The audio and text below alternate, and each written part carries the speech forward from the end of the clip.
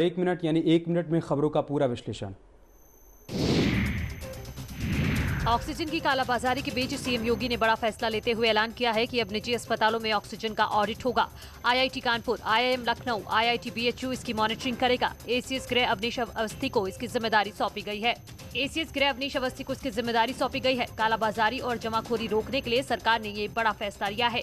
CM योगी isolation में भी लगातार काम कर रहे हैं, साथ ही गरीबों और जरूरतमंदों की मदद भी कर रहे हैं। रेमडेसिविर की बड़ी खेप सरकारी अस्पतालों में भेजी गई है। सीएम योगी ने साफ निर्देश दिया है कि संसाधनों की कोई कमी नहीं है। ऐसे में रेमडेसिविर हर जरूरतमंद को उपलब्ध कराई जाए। माननीय मुख्यमंत्री श्री योगी आदित्यनाथ जी के इच्छानुसार गरीबों की सेवा हेतु इस महामारी में, इस विषम महामारी में उनके द्वारा इंजेक्शन रेमडेसिविर जो प्रदेश के सभी चिकित्सालयों में उपलब्ध कराया गया है और उनकी जैसी की मंशा है कि सभी गरीबों को मुफ्त इलाज उपलब्ध कराया जाए और उन्हें उपचार करके स्वस्थ करके उनके घर भेजा जाए। प्रधानमंत्री नरेंद्र मोदी ने आज फिर मन की बात के जरिए देशवासियों को संबोधित किया। पीएम मोदी ने कोरोना से बचाव और संक्रमण से निपटने के लिए जारी तैयारियों पर चर्चा की। पीएम ने लोगों को जागरूक करने और हौसला बढ़ाने के लिए कोरोना संकट में सेवाएं दे रही डॉक्टर्स, नर्स, एम्बुलेंस चालक और कोरोना को मात देने वाले लोगों से बातचीत भी की।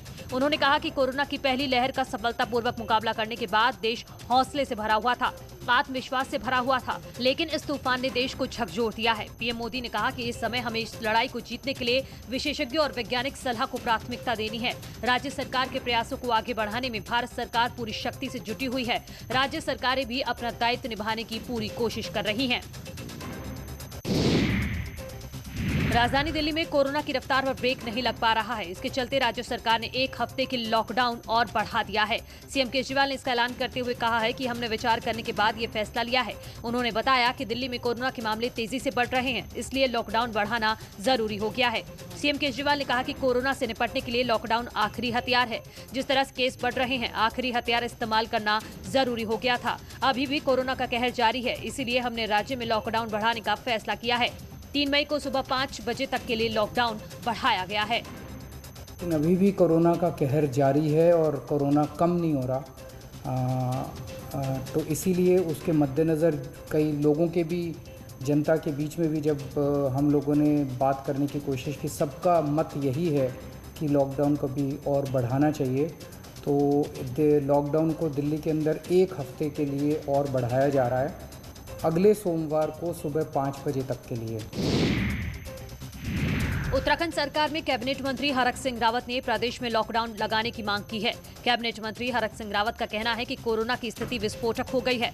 मंत्री का कहना है कि प्रधानमंत्री की अपील के बावजूद अब अंतिम विकल्प आ गया है कि राज्य में तत्काल संपूर्ण लॉकडाउन लगा दिया जाए, वरना स्थिति और विकराल हो जाएगी। मंत्री का कहना है कि सोमवार को प्रस्तावित कैबिनेट मीटिंग में इस मुद्दे को रखा जाएगा।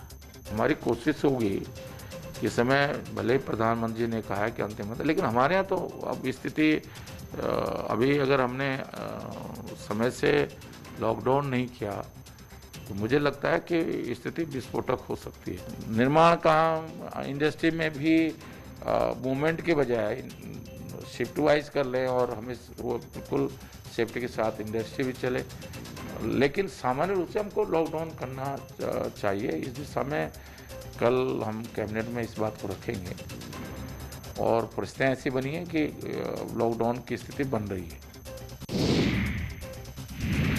ललितपुर में राज्य मंत्री मनोहर लाल पंत उर्फ मन्नू कोरी का एक ऑडियो वायरल हो रहा है। हालांकि न्यूज 18 इस ऑडियो की पुष्टि नहीं करता। बताया जा रहा है कि जब साथी पत्रकार की मौत के बाद एक नीलेश पटेल नाम के पत्रकार ने अंतिम संस्कार के लिए मदद मांगी, क्योंकि मरने वाला पत्रकार यहां अकेला रहता था। इस पर राज्य मंत्री मनोहर लाल पंत नाराज हो गए और पत्रकार को फटकार लगा दी। हाँ, तो वहाँ लकड़ी मिलती तो होगी कहीं ना कहीं से, तो अपनी व्यवस्था बनाओ लकड़ी की। अच्छा, हम ही लोगों को बनानी पड़ी, तो इसलिए मतलब क्या। आप कौन है उनके? हम कोई नहीं, हम तो पत्रकार हैं, मतलब तो हमारे वो मतलब उससे जुड़े रहे हैं, उनका आशीर्वाद। पत्रकार हो तो तुम इतना पत्रकार मिल करके नहीं काम कर सकते क्या यार? मूर्खता वाली बात करते हो पत्रकार हो करके, फालतू की बात करते हो। अब मंत्री जी और पत्रकार के बीच हुई बातचीत का ऑडियो तेजी से वायरल हो रहा है। हैरानी की बात यह है कि बीजेपी ने कोरोना महामारी को देखते हुए अपने विधायकों, मंत्री और सांसदों के नंबर जारी किए थे। ऐसे में मंत्री जी का ये रवैया हैरान करता है। कोरोना काल में ऑक्सीजन उपलब्ध कराने के लिए एशिया की सबसे बड़ी यूरिया निर्माता कंपनी इफ्को आगे आई है। फूलपुर की इफ्को फैक्ट्री में जल्द ही ऑक्सीजन प्लांट लगाने का काम शुरू होने जा रहा है, जिससे 15 जून तक ऑक्सीजन की सप्लाई शुरू हो जाएगी।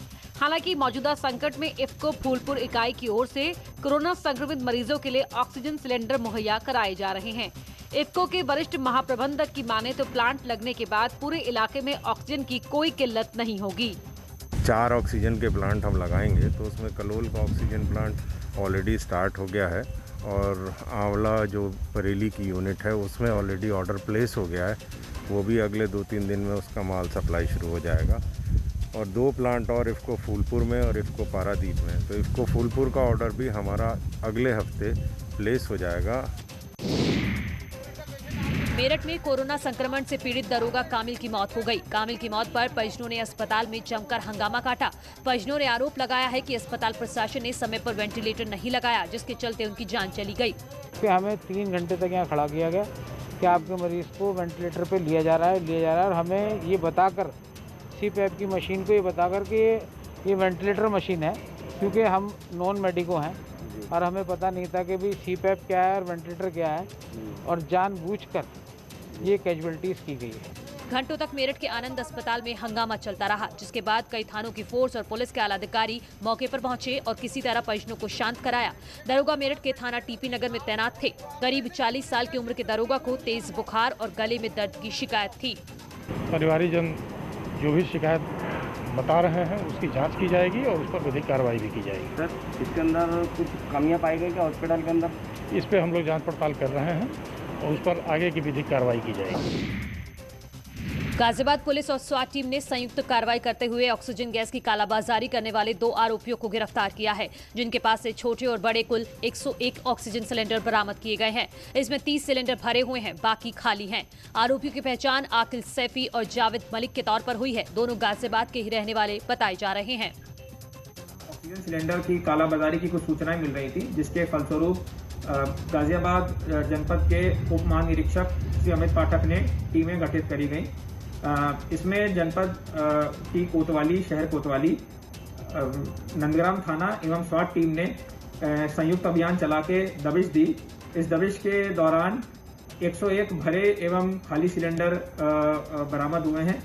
इसमें 2 अभियुक्त गिरफ्तार हुए हैं, जिनका नाम जावेद एवं आकिल है, जो कि कोतवाली थाना क्षेत्र के रहने वाले हैं। सोनभद्र के पिपरी थाना क्षेत्र के गाड़ा बैरियर के पास वाराणसी शक्तिनगर मार्ग पर श्रद्धालुओं से भरी पिकअप और दूसरी गाड़ी में जोरदार टक्कर हो गई। हादसे में 2 महिलाओं समेत 3 की मौके पर ही मौत हो गई, जबकि 29 लोग घायल हो गए, जिनको अस्पताल में भर्ती कराया गया है।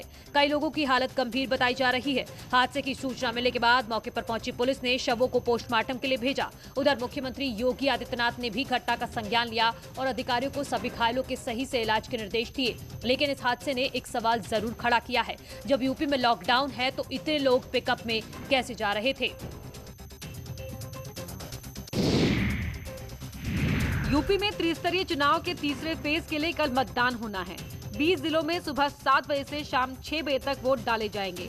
ऐसे में चुनाव वाले जिलों में पोलिंग पार्टियां रवाना हो रही हैं। जालौन की 574 ग्राम पंचायत, 630 क्षेत्र पंचायत और 25 जिला पंचायत सदस्य सीट के लिए मतदान कराने के लिए सभी विकास खंडों से पोलिंग पार्टियों को रवाना किया गया।